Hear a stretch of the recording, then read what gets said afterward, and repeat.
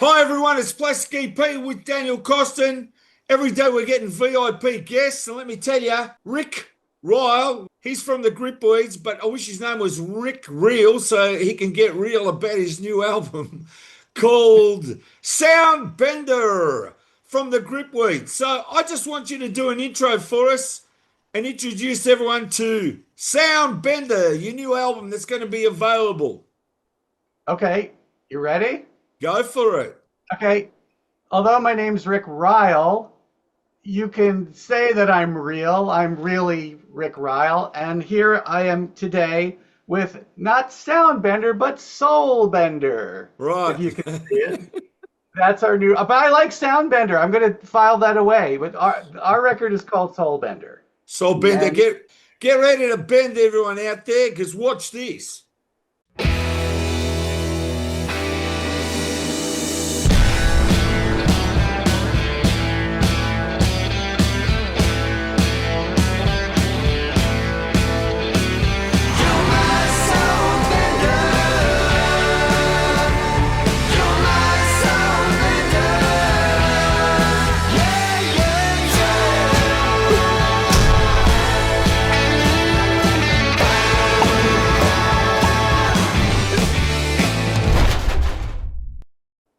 Now, let me tell you, Rick, yes, it's not easy being in the grip weeks because we had the Kurt show, but now we're going to have the Rick show. And let me tell you, talking to Kurt, it's really interesting because the guy goes, I write songs in the guitar style of Rick.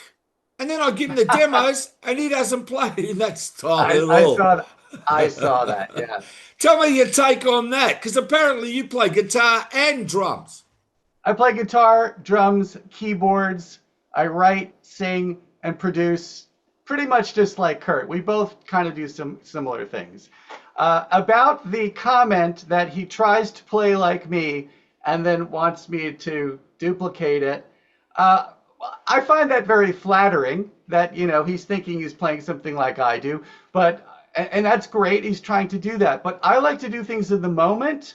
Uh, I could I could play a pre-written part, and I will do that because that's a professional thing to do. But a lot of times I like to listen to the music and interact with it. And you know what? I think I could come up with something that's better, that fits this a little bit better. And that's what he sometimes gets perplexed by. Like, that you're not playing what I told you to play. Yes, I could, but I can. But you might like this better. And sometimes he likes it better. But let me say this, right? What came across in the interview is the mutual respect that you two as brothers have got, not only as brothers, but he really respects you as in the band. I mean, that's what Yeah. came across, right?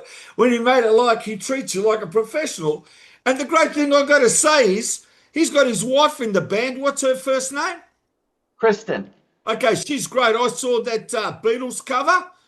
I love that video on Kurt's interview, the inner light at the end with you guys playing New York City live. To me, that Right. is unbelievable. That's psychedelia right there. Do you agree?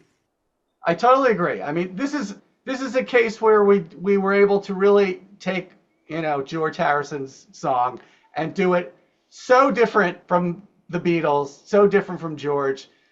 We really just overhauled it completely, and we put a little "Tomorrow Never Knows" in it. We just made it a lot bigger and a lot more psychedelic for sure. I also want you to know that we interviewed Bo, the original member and guitarist from the Knickerbockers, and we really like your version of the Knickerbockers' Lies. Do you agree, Daniel? I really enjoy that version. That's for those of us who weren't there for the '60s, the grip reads are as close as I'm going to get in this life. So yeah, I've always loved what the grip reads do, both the originals and the covers. So yeah, It's closer you're going to get in this life after seeing the Left Bank. exactly. Which Uh, you saw the band more times than I did because you saw it I from a was in different it perspective, but I because saw them six. but You it saw them was from great. behind. I really enjoyed working with you. It's already what 12 years ago or so. I mean, it's Mhm. incredible how fast time goes, but that was an incredible time. That really was. So folks know. Rick was part of the reconstituted left bank from 2010, 2011 to 2013. And I showed up at the first show at Joe's Pub in New York. And by the second show, I was working with you guys and worked with you over the next 2 years, including that last show with Michael Brown. And it was a wonderful joy. It really was. And you were a big part of that, Rick. Yeah, you were a really big part of it. So happy to be a part of that. I watched your episode with Bo Charles, I believe is his name. Really fantastic episode. I mean, your shows is awesome. I mean, I'm going to go back and watch many of your shows now. What I'd like you to watch, Reil, because you got to understand, the music's in me, right? Like I told the Cowsells, I go, you guys have got the talent and the music's in you. But I got to tell you, yourself, your brother, and his wife, the music's in you. All of you gripweeds, the music's real, and you project the music as real because it lives inside you, and you get it out to the masses. That is true. Now, I also want to say to you, I want you to watch 2 interviews on Plastic EP Live TV because I know how much you're in music. One is the 4th episode of Michael Lindsay Hogg, producer of the Beatles, who did all the film clips, right, and Let It Be. I don't know if you've seen that, but you also got to watch Grace Jones, who was the partner to Mark Bolan.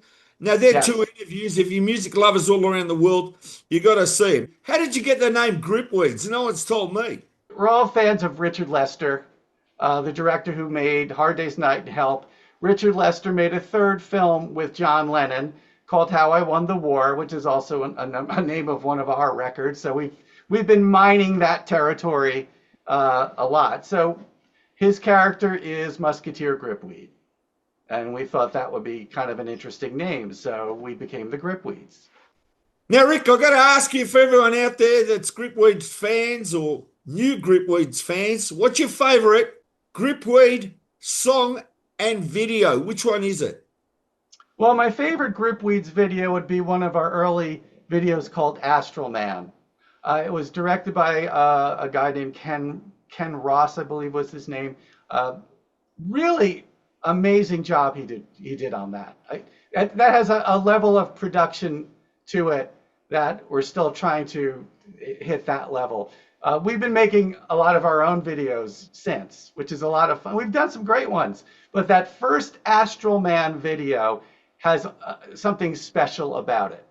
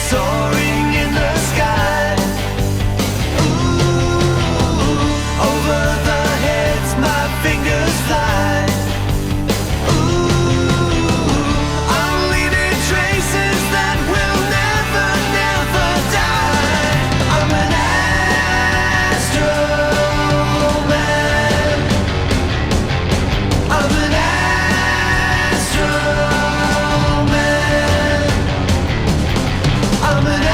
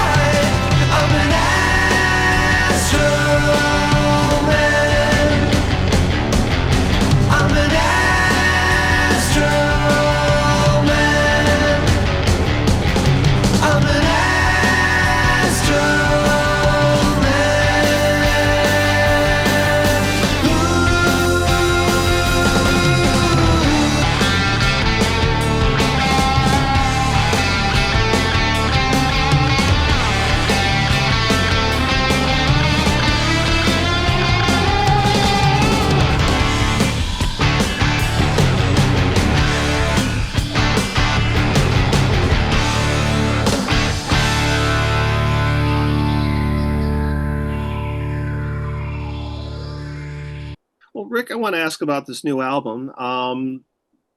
You guys are all writing, you're all contributing. What does this group of songs, in terms of content and sound, what does this represent for you in terms of the next chapter of the Gripweeds? That's a great question. A lot of times, in the ideal situations, a band decides, oh, we're going to record a new album now. Let's get all your songs together and we're going to go in this direction. We're going to do this. This isn't one of those records. We hadn't done an album of original material since 2019, Trip Around the Sun. After that, there was COVID. And during the COVID period, we wound up doing the album that is now Dig. We did lots of covers. Not only did we do all the covers of Dig, which is like 2 CDs worth of covers. If you get the deluxe edition, there's a lot of stuff on there. We also did a number of records for Gem Records, our label. Gem Records celebrates John Lennon. Gem Records celebrates Brian Wilson, Pete Townsend, at least those 3. So we were doing lots of covers in that period. So maybe a year and a half ago, Marty Scott, who's the head of Gem Records, says, I want a new record from you guys. I want a new record. So, okay. I've been working on a film for the last 2 years, so I wasn't like actively writing new songs. It's hard to do everything at once. At first, we were just going to cobble together whatever we had in the vaults, whatever covers were left over, any old originals, things we haven't put out. But it quickly morphed into, no, we're going to make it all original, no covers at all. And I was at a disadvantage in a sense because Kurt had been writing for the last 2 years. So he had a lot of brand new songs, and I didn't have a lot of brand new songs. But I had a lot of really interesting bits of songs that were not finished. The way I write is I constantly have inspiration and ideas for songs, but I don't get a whole song, it's not like, oh, the whole song comes to me. What I get is like I'll get a chorus, a chord progression, something really great. Like, okay, I record it on my phone and file it away. I have a folder on my computer with like 50 of these. Yep. Like, I'm going to finish this, because for people who want to know how songwriters work or how songwriting works, yes, there's the inspiration, the part that falls out of the sky, but then there's the craftsmanship. It's the part where you have to like really work on it. Like, what's going to be the chorus? What's going to be the verse? How are the lyrics going to be the work? What's the melody? What's the instrumentation? What's the rhythm? There are so many things that you really have to put a lot of craftsmanship into, and a lot of you have to be very determined and disciplined, and I'm going to finish this. So I have a lot of these kind of things where they're great, what I think could be really good songs, but they need finishing. So I pulled out a number of those for this record. Specifically, one called Fragmented. I had a backing track that I put together years ago, but no lyrics, no melody. Finished that off. Spinning the Wheel was another one. There's a third song, though, I think you'd be really interested in because it ties in with our experience with the Left Bank. The last song on the record is Love Comes in Different Ways. Now, how is that related to the Left Bank? When I was in the Left Bank 2010 to 2013, I got very close with Tom Finn. I was really impressed with him. Tom Finn is was super talented. Michael Brown isn't the only really good songwriter in the Left Bank. Tom Finn wrote a lot of great songs, and I was really hoping to produce a Tom Finn solo album at the time. I had him over at my apartment, and we were working on things. Unfortunately, it didn't happen because his health just gave out. At the end of the Left Bank period, I don't know if you remember, the last show we did, I think it was Joe's Pub, he had like a neck brace on that he took off backstage and came out with he was not in great physical shape. So we didn't get to do the Tom Finn album, but I did do the song Love Comes in Different Ways that I thought it was my attempt to do like a piano-based pop song in the vein of the Beatles, but maybe also in the vein of Michael Brown. So I did this demo that I was very proud of, and I finished everything, the lyrics. I multi-tracked my voice to get harmony. I did a very elaborate production, and I played it for him. And I'm like sitting there going, oh God, you know, he was, among other things, one of the top DJs in the world, Tom Finn. Mhm. He DJ'd for Bill Clinton. I mean, he knew, Tom Finn's knowledge of music was vast and incredible. And he listened to the track. He's listening, and he says, perfect, perfect. And I'm like, oh my God, he loves it. Until there's one part of the song where there's kind of a organ solo, which is a bit like, what's the big Procol Harum hit, Whiter Shade of Pale. I did this organ solo that I thought was so cool, and Tom was like, you got to take that out. So it went from perfect to you got to get rid of that. Now, to show you what kind of respect I have for my brother, I went to him, you know, and he recognized the song as being good, you know, and I'm like, oh, well, Tom Finn doesn't like the organ solo. Should we take it out? And he's like, no, we're going to keep that. So I went with my brother's opinion over Tom Finn. Just talking to you and listening to the creative process, everyone does different things differently, right? Depends where you come from. And everything you said to me, I appreciate, because I do the same thing. I get a little bit of a fragment of a song, which I prefer now instead of getting the whole song, because I used to get the whole song, all right? And seriously. Anyway, doesn't matter. I like fragments because I like more of a challenge. So I get the fragment, sing 2 lines, 3 lines, leave it, go in the studio that I got and just wing it. I don't care. I don't want perfection. That's great. What I want is, I want spontaneity. So anyway, I've got to tell you something, because you're going to like it and people are going to like it. Okay? I'm going through all these songs that I got from when I started writing and recording in 1981. And then I find 2 recordings, right, that haven't been released. And I hit the jackpot. And one's called Antonella, right? And I'm listening to it, and it's rock. Antonella. But listen, it's rock. Good title. Yeah, but you can't hear the vocal. So now I get onto 2025, and I go on the web, and I find this program where you use the stems. So I take the vocal off. Now I've got the rock track. And then the song comes to me, Love Delusion. I like that. Love That's Delusion. Just sing over it this week. Great title. And that's the name of the album. I got a picture of me with a microphone with no glasses, right? It's like me, the mortal, not Plastic EP. With no glasses. As a cover, right? So I'm immortal singing, right? And I use that picture as the album. I stuck it up. It hasn't been released yet, but it's the best part. I found that track. Then I find another 2 from 30 years ago that haven't been released. You're going to love this. One's called She's Old Enough to Be a Mother. Love it. Right? I like that. The second one's called Groupies on Tour. So now I put those 3 songs in the album that I haven't even heard from 30 years ago, and it's blown my mind because I know about it. But you're the first person, Rick, that I'm telling. And Daniel, no one knows. I'm waiting for it to release. But just discovering the stuff like you did, you looked there and you found these songs and you fixed them up. That's the great thing about 2025. You can go back and look and say, now it's time to release this, because I found them by mistake. And I love finding songs that I've done and I go, did I do that? And then I'm listening, it's me singing, and then I'm thinking, is the vocal loud enough? Is the vocal thin enough? And then you make the changes and boof. You know? Yeah. I'm fire like you. I love that creative process. So I love talking to musicians as musicians. Where did you find these recordings? Were they on your hard drive somewhere? Yeah. What happens is I've got albums. I've got to explain to you. I had a distributor and I was releasing so many albums that they were smart because they didn't release it. And I was under the impression they're releasing these albums I'm making. So I've got the MP3 of the whole album that's never been released. So I go back and go, right, he hasn't released that stuff. And I'll take this, use it for a new album now in 2025.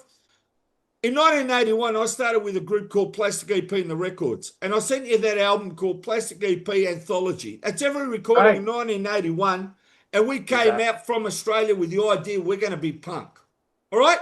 Then the year later, I said, we can't have Plastic EP and the Records. It's too long. It's like Cliff Richard and Shadow. I'll keep the word Plastic EP. That's my name. So plastic comes from a record. John Lennon used to refer to a record as a piece of plastic. That's the plastic part. And the EPs comes from the extended plays. I had Two Monkeys extended plays in 1967. It was 2 songs on one side, 2 songs on the other with a cover. That's the EP part, right? So it's Plastic EP. So a year later, we changed to the EPs and we had different lineups. There's a fantastic radio show called Punks in the Garage. And the first single I put out at home at 3 Special Words. Listen to this. This is what I love. I spent 2 years practicing that song at home before we recorded it. And the flip side's called 3 Special Words. And on the radio program, they made 3 Special Words as the song of the month. And I'm asking myself, well, why did I practice the song at home for 2 years if that's the song of the month? Get it? Oh, you'll take it though. When did you write your first song? Oh no, I've got to understand. When I was 7 years old, right? That young? I love giving the plug to my school here in Hawthorne East, right? It's a suburb and it's Auburn South State School. And what happens is when I'm 7, 8 years old, I'm walking down the street and it's the corner of Campbell Road and Burke Road and there's a Catholic church. And I told this story to the carousels and I'll tell it to you. So I'm walking along and a song comes in my head and it goes like this. I thought you were meant for me. My eyes were misled. You had someone else I didn't know. Please forget all I said. Forget all I said to you. Forget all I said. Forget all I said with you. Please forget all I said. Well, I'm just walking down the street, 7, 8 years old, and there's a song. So now, that's in my head until I'm 20, till 1981, which I'm 23 years of age, and I record the song the same way it was in my head. My head, and you'd know this, my head became a computer memory bank of too many songs, and it was that tussle of me trying to get them out. And I didn't record until 1981. And then they started bang, bang, bang, bang, bang, come out, and they've never stopped. You can appreciate that. It's the music's in you. That's all it is. Yeah. I think you were asking my brother about how we became to be like a self-contained band. Yeah. I think you asked. Yeah, well, that relates to the songwriting. When I was 12 or 13, I wrote my first song then. And I got really into home recording, such as it was in the mid to late 70s, which nothing like it is now. It was 2 cassette recorders and a very primitive board and bouncing back and forth and layering. I got so into that. And that's one of the reasons why eventually Kurt and I became engineers and producers. The way I wrote songs was to demo them elaborately, even then. Layering stuff. I was just so fascinated by the recording process. It's a lifelong love for me, and it's never stopped. Yeah, I'm but as listen, fascinated now as ever. I understand exactly what you're saying, but I know yourself, you challenge yourself. I challenge myself. I've done an album where I've done it in reverse. I've done an album that's a Beatles album, and I got those titles, and I wrote the titles of the songs as the opposites to the Beatles album. Like, yeah, I did a send up of a Beatles record, right? Which one? I've forgotten, but it was like the titles of the opposites, every single one, and I didn't have the songs in my head. And I just put it out, and it hasn't been released, right? And the joke was we were sending up the Beatles. But the funny thing is there's some really great songs in there, and one of them is called No More You. You look it up and it's a serious song, but it's a reverse title of a Beatles title because there's no copyright on titles, as you know. No, there is not. These are things that I've challenged myself. And, another thing I like doing, I like having 3, 4 demos in my head and I'll record 4 songs, right? This is where I'm getting into my mind that no one knows. So I go in there with an open mind. I've got song. This is what I class them as. Song A, song B, song C, and song D. I don't care the title. Okay? But in my head, I know, song C, that's the weakest. It's like a strength competition when you go to the gym. I know song C, oh, that's rubbish, right? So when I go in there, I go bang, record song A, song B, bang, record. Then I come to song C and I go, right, that's the one I'm going to work on. That's the one I'm going to make that's going to Right. take on, song C is going to take on the good ones, A, B, and Some of D, them, and see some where of it them, comes to. And I put my effort in that. And half the time, I don't know which one is the best. That's what it is with recording. You know yourself, you think, oh, that's a great song. You put it in the public and they pick one that's a shit one. You know, there is, there, I'm sick of competing. I've never competed. I go, I'll put it out. Okay, you like it or there you is don't. this, This and there that. is this thing that some artists have where they've got songs that are obviously like really strong, and then songs that are not as that Yeah, require more work, and then they just work on those. I'm thinking of Paul McCartney. When he like Maxwell Silverhammer, it's fine, but it's not one. It's not like Come and Get It. You know, it's not.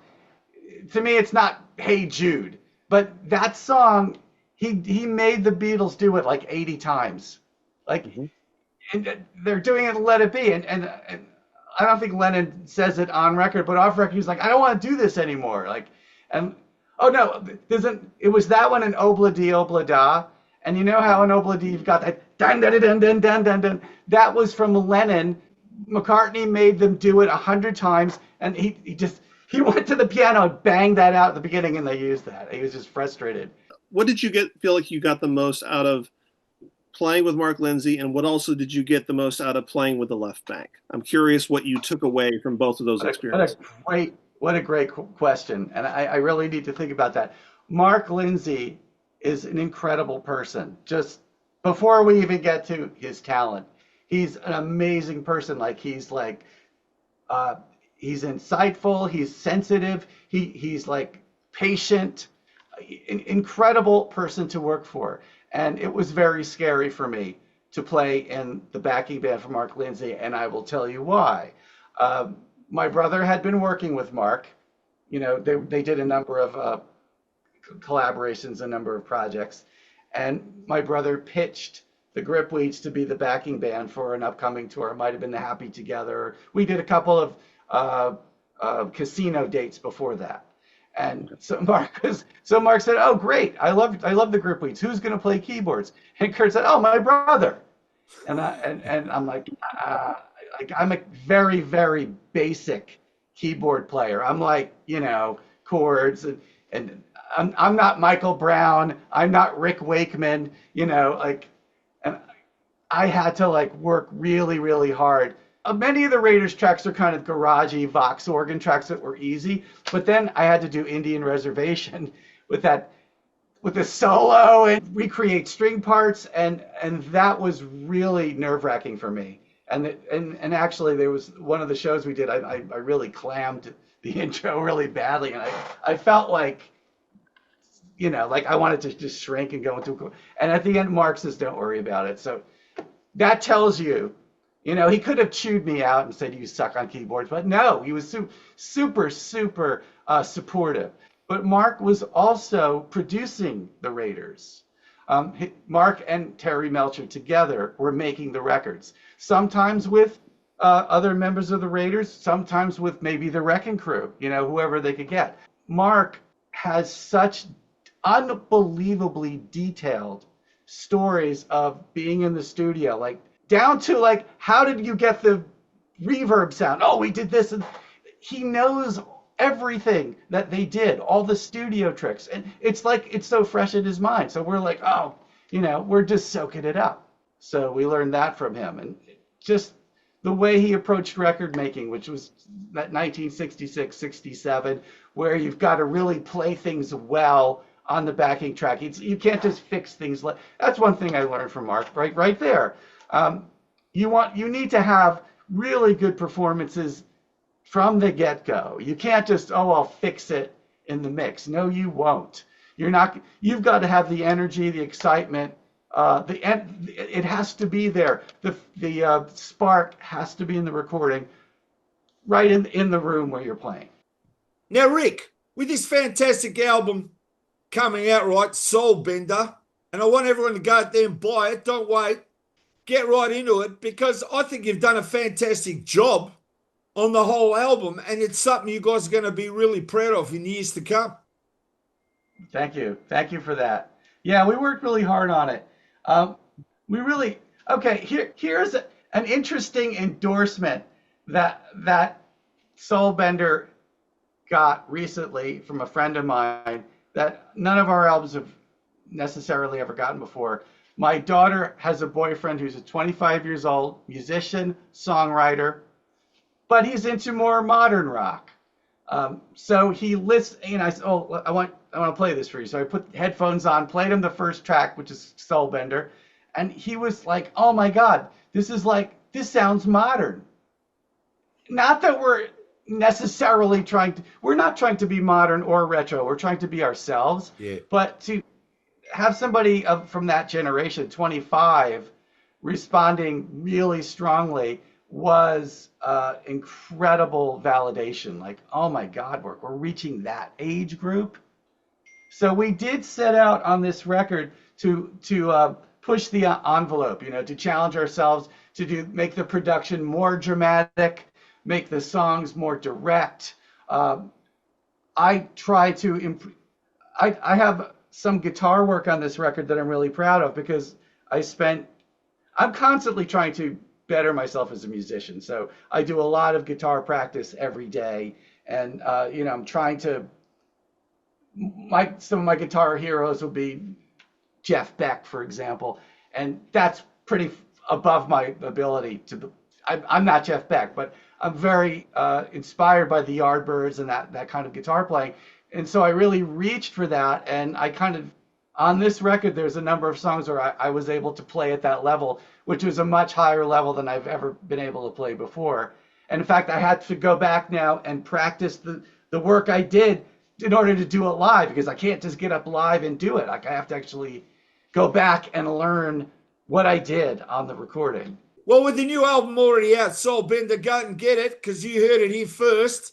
And we had Kurt on, we thank him. And we've now had Rick on, which we thank you so much, Rick, for being on. Now, I want you to tell everyone your social links out there, your website, and where they can find your fantastic music out there. Well, Gripweed's website, gripweeds.com. That's the central place to look. You can also follow me on Facebook. I do a lot of posts on Facebook. And my brother also, the Gripweeds, also posts there. Other social media, Instagram, I guess. But our website is really the best place to go to get all the latest information on what we're doing and how to get the album and the different versions of the album. The album is available in vinyl, on CD, download, streaming, standard version, deluxe version. And if you're a fan of the band, you'll really like the deluxe version because there's a lot of interesting material on that, including the demo that Tom Finn heard and said he liked so much. That's on the deluxe version. Right. With Soulbender, go out and buy it because let me tell you, you'll be bending with soul. What's next for you guys? I know you guys have been talking about doing some live shows. It's been too long since I saw you guys live.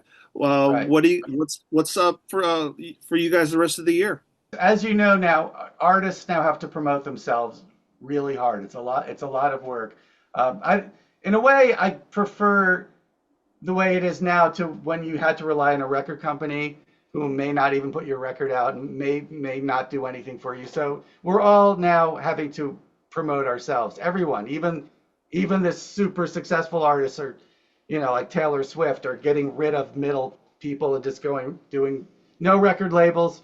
So we're working on promotion, which is we're going to be making a video of one of the songs very soon. We just did a trailer for the album, which I think you played here last time, which I'm proud to say I did the work on it. I learned a lot from doing a movie, so I'm kind of excited to take the skills I learned making a movie and seeing what I could do with a video. So we're going to be shooting some videos, promoting the record, and then in the fall we're going to get out and play behind it. So we will let you know, and everyone, all our fans know, we're working on lining up the gigs now. So in the fall we'll be out there playing Soulbender. I